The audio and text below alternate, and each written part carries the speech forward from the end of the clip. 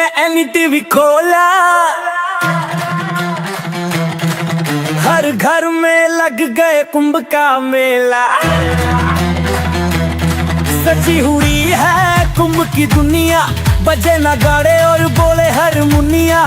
कुंभ की दुनिया, कुंभ की दुनिया, एनडीटीवी पर महाकुंभ की दुनिया। घुटू पप्पू चीकू मुनिया, सबके लिए ये कुंभ की दुनिया। बाबा आबा आबा आबा, बुआ पिताजी चाचा चाची, बेटू और बच्चू, घर बैठे ही पुण्य कमाए, हर सुबह शाम संगम में डुबकी लगाए। हर हर गंगे, हर हर गंगे, हर घर गंगे, घर घर में पहुंच गया है संगम। सुंदर हर दृश्य और बड़ा विहंगम, दिख रहे हैं साधु सज्जन, भजन आचमन, अलख निरंजन।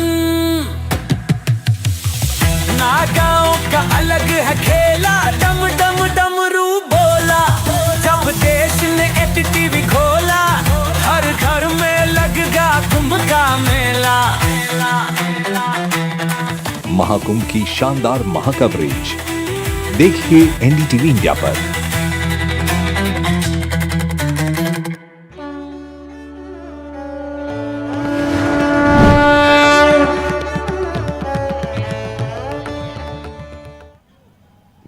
नमस्कार, स्वागत है आपका महाकुंभ के महा कवरेज में। और हमारी ये कवरेज लगातार जारी है।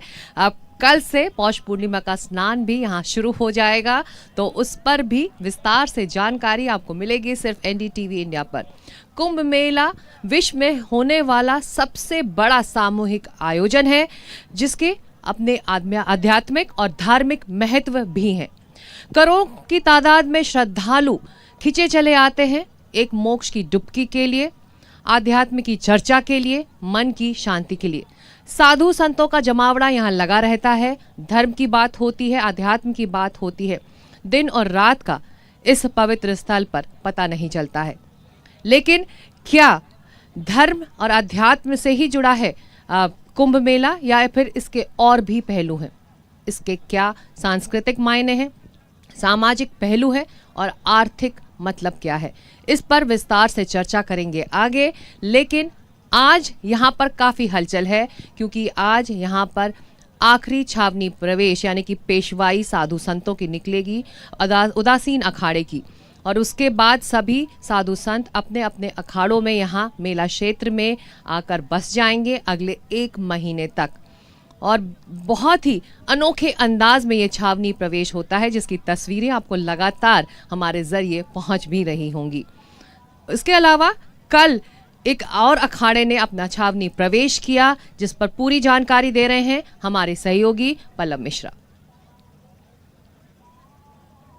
महाकुंभ की शुरुआत होने से पहले अखाड़ों का छावनी प्रवेश जारी है। और इस वक्त देखिए मेरे पीछे तस्वीर जो दिख रही है वो निर्मोही अखाड़ा की छावनी प्रवेश चल रही है। और आप देखिए क्या तस्वीर है।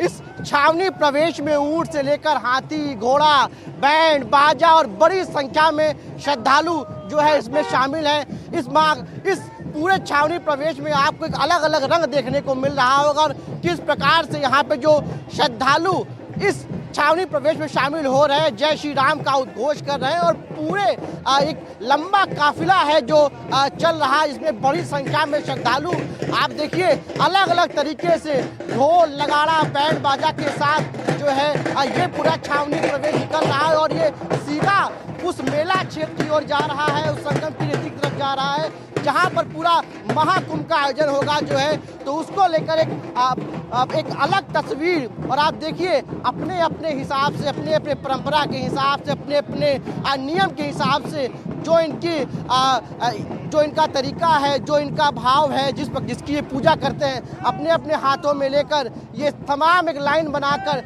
तमाम साधु संत जो अलग अलग हिस्सों से आए हैं, इस अखाड़ा में का हिस्सा है, वो देखिए निकल रहे हैं और अब जय श्री राम का लगातार उद्घोष ये कर रहे हैं। और एक सुंदर तस्वीर आप देखिए, आपको देखने को मिल रही है। और बड़ी संख्या में जो श्रद्धालु हैं वो इस छावनी प्रवेश में शामिल है। इसके अलावा आप सचिन अगर आप दिखा पाए तो अगल बगल की तस्वीर दिखाइए, अगल बगल की तस्वीर दिखाइए कि कैसे बड़ी संख्या में जो लोग हैं वो इस छावनी को देखने के लिए खड़े हैं।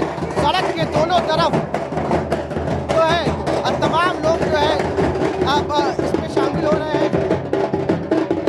तमाम अखाड़ों के लोग जो है शामिल है। क्या नाम है आपका? नागेंद्र जी। नागेंद्र सिंह। नागेंद्र जी, क्या कहेंगे? महाकुंभ में छावनी प्रवेश चल रहा है आप लोगों का। मेरा नमो पिताश्री अनंत विभूषण श्री श्री कनीराम दास जी महाराज श्री वडवाड़ा मंदिर दुधरेज धाम गुजरात से आज नगर प्रवेश किए जा रहे हैं। निर्मोही अखाड़ा से होते हुए अपने काल से श्री रामनगर दुधरेज में पधारेंगे। बिल्कुल जी। क्या महाकुंभ के बारे में क्या कहेंगे? दिव्य और भव्य महाकुंभ हो रहा है। आप सब जुड़े, सब श्रद्धालु आए, स्नान करें संगम में और दिव्य शक्ति प्राप्त करें। बिल्कुल, देखिए जो साधु संत जो तमाम इस पूरे छावनी प्रवेश में शामिल हैं, किस प्रकार का उनके अंदर उत्साह है, किस प्रकार का एक उनके अंदर भाव और अब इस है। वक्त हमारे साथ हैं महामंडलेश्वर स्वामी प्रबोधानंद गिरी जी। स्वामी जी, बहुत शुक्रिया एनडीटीवी इंडिया के लिए आपने वक्त निकाला है। हम ये चर्चा कर रहे हैं कि क्या कुंभ मेले के सिर्फ धार्मिक या आध्यात्मिक मायने भी हैं या फिर इसके और भी पहलू हैं, सामाजिक पहलू, आर्थिक पहलू, सांस्कृतिक पहलू। आपको लगता है ये किस तरह से दूसरे पहलुओं को ये बड़ा कुंभ मेला, ये आयोजन जोड़ता है? आपका भी बहुत बहुत धन्यवाद। आप सबको आशीर्वाद, शुभकामनाएं। पूरे विश्व का एकमात्र महाकुंभ प्रयाग जैसा पूरा विश्व में कहीं मेला नहीं लगता। यह मेला ऐसे मुहूर्त में होता है जिस समय कोई भी कार्य किया हुआ सहज रूप से सिद्ध होता है। इसीलिए पूरे विश्व से लोग अपनी आध्यात्मिक उन्नति के लिए यहाँ पधारते हैं, कल्पवास करते हैं। आप इसी से कल्पना कर सकते हैं कि जो लोग एसी और कूलर में रहते हैं, हीटर में रहते हैं, वह गंगा की रेती में रहते हैं। और यह गंगा की रेती सामान्य नहीं है, ये वास्तव में विशेष है। यह जीवन सहज रूप से बदल देती है लोगों का। वास्तव में इसके कारण से लोग इतनी दूर दूर से आते, जहाँ एक तरफ पूरी आध्यात्म की ऊंचाइयों पर जाने का यहाँ मार्ग खुलता है। और आप देख रहे हैं पूरे विश्व के महात्मा हैं आए हुए, पूरे विश्व के पूंजीपति आए हुए हैं, नेता आएंगे, अभिनेता आएंगे, सारे पूरे विश्व के टीवी कलाकार आएंगे, आप लोग भी आए हुए हैं। तो इसलिए आए हुए हैं कि यहाँ कुछ न कुछ विशेष बात है। और वह विशेष बात एक नहीं अनेक है। जैसे मैंने आपको कहा, अध्यात्म की ऊंचाइयों पर सहज रूप से यहाँ चढ़ने का मार्ग होता है।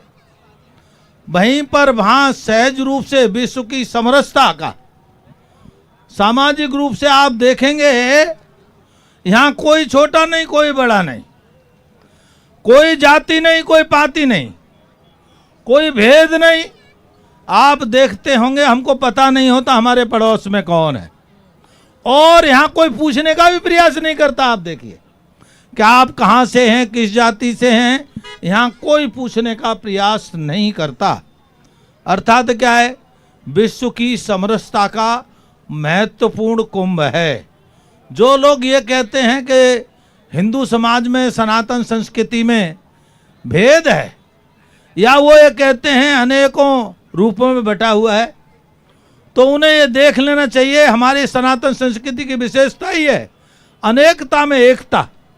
हम अनेक होकर के भी एक हैं। और यहाँ पर इस समय आपको कल्पना होना चाहिए, 100 करोड़ के देश में 100 का 125 करोड़ हिंदू हैं, और उनमें से 125 करोड़ में लगभग 40-50 करोड़ हिंदू यहाँ पर उपस्थित होगा। कुछ लोग ऐसे भी होंगे 1-8 करोड़ जो हिंदू नहीं है, लेकिन उनकी सनातन में आस्था है, सनातन में विश्वास है, वो किसी भी मजहब पंथ को मानते होंगे।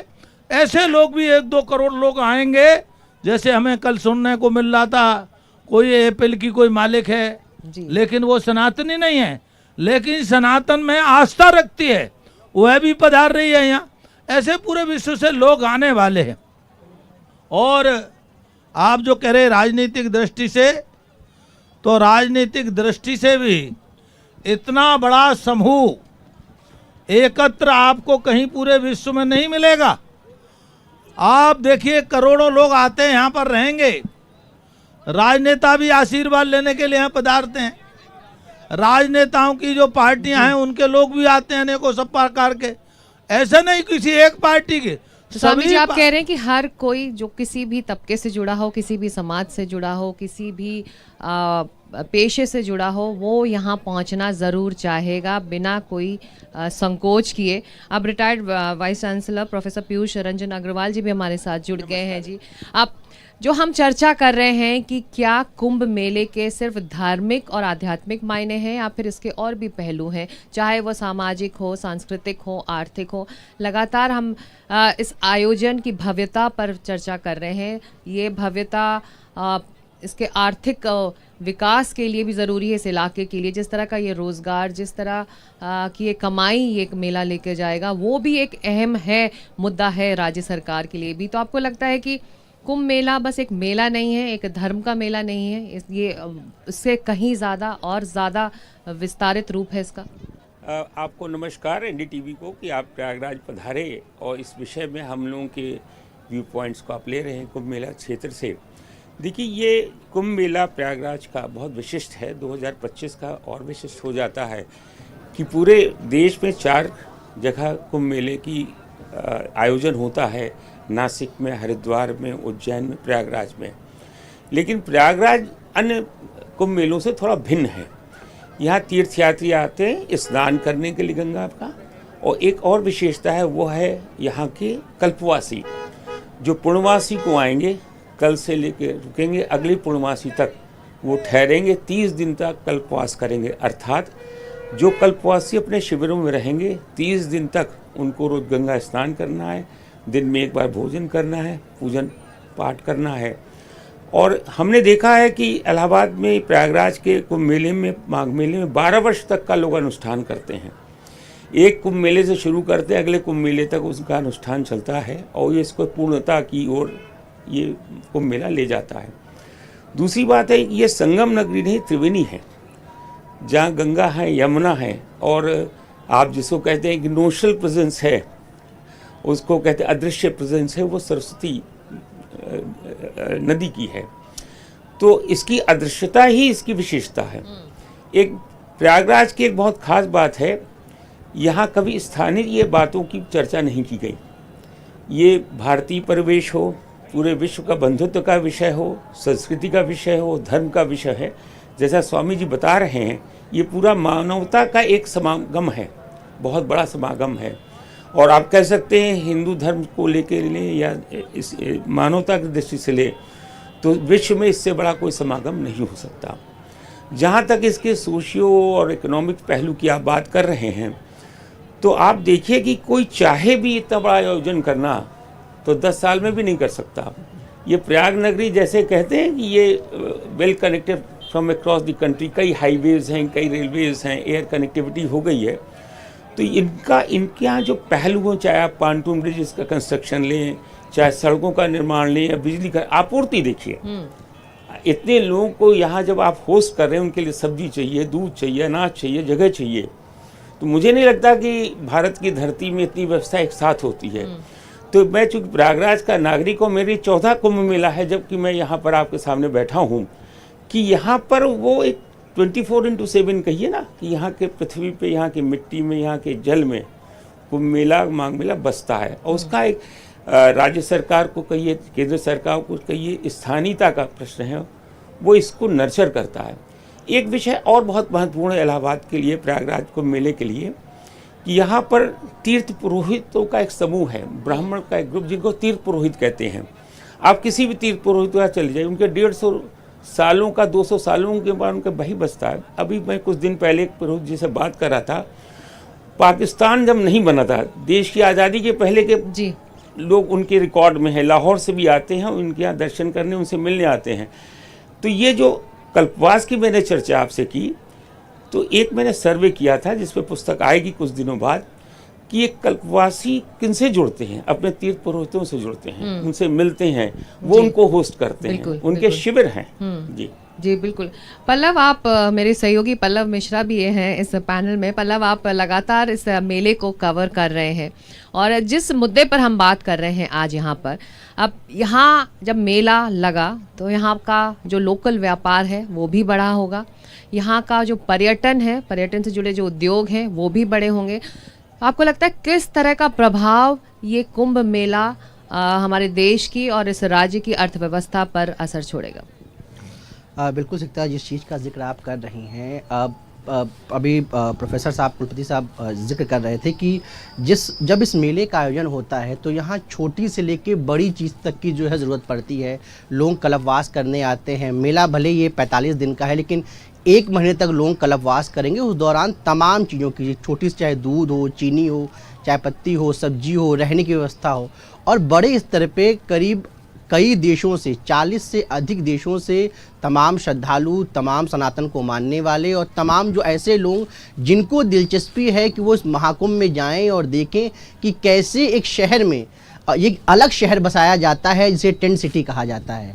तो उस दौरान कैसे पूरी व्यवस्था सरकार और प्रशासन करती है, उसको भी देखने वाले बड़ी संख्या में लोग यहाँ पहुँचते हैं।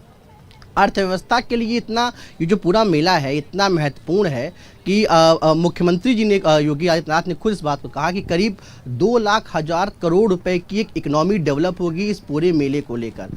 आप यहाँ सोचिए कि जो लोग फूल बेचने आते हैं उनको भी, पूजा पाठ के लिए उनको भी इस 45 दिन से इतनी उम्मीद है कि बड़ी संख्या में उनके लिए भी जो है एक पैसे का जुटान होगा, जिससे उनकी कई महीने की जो उनके परिवार का पालन पोषण है वो चलेगा। यहाँ पे लोग चाय बेचने वाले आए हैं, यहाँ पे लोग मिट्टी का जो चूल्हा होता है वो बेचने आए हैं। और आप उनसे जब बात करेंगी, जब मैं यहाँ पूरा कवरेज कर रहा था, रिपोर्टिंग कर रहा था, तो लाखों लोग ने, लाखों की तादाद में चूल्हे का निर्माण किया गया है, लाखों की तादाद में कुल्हड़ का निर्माण किया गया है। एक कुल्हड़ चाय बनाने वाला, जो चाय बनाने वाला है, उसने 10 लाख के करीब कुल्हड़ का ऑर्डर दिया है कि जिससे जो है पूरा वो चाय पिलाएगा। तो आप समझ सकते हैं कि ये जो मेला है न सिर्फ धार्मिक पहलू से, आध्यात्मिक पहलू से, बल्कि रोजगार और अर्थव्यवस्था से जुड़ी चीज़ों के लिए कितना महत्वपूर्ण है। और न सिर्फ ये प्रदेश की बल्कि देश की जो अर्थव्यवस्था है उसमें ये बहुत अहम किरदार और बहुत महत्वपूर्ण किरदार ये निभाएगा पूरा ये महाकुंभ का जो मेला है। सकता जी बाबा, बहुत छोटे में वक्त ख़त्म हो रहा है। मैं आपसे जानना चाहूँगी कि जो बदलाव की हम बात कर रहे हैं, जिस तरह से अर्थव्यवस्था पर अब ये मेला असर डाल रहा है, अखाड़ों और आश्रमों के में भी आपने बदलाव देखा होगा। वो पहले जिस तरह से चलाए जाते थे और अब जिस तरह से चलाए जाते हैं उसमें भी बदलाव आया है जब ये अखाड़े और आश्रम कुंभ मेला पहुँचते हैं? कुंभ के समय हम लोग जाते हैं तो लगता है कि अभी आ रहे हैं, लेकिन हम लोग 4-5 महीने पहले से महात्मा तैयारी करते हैं।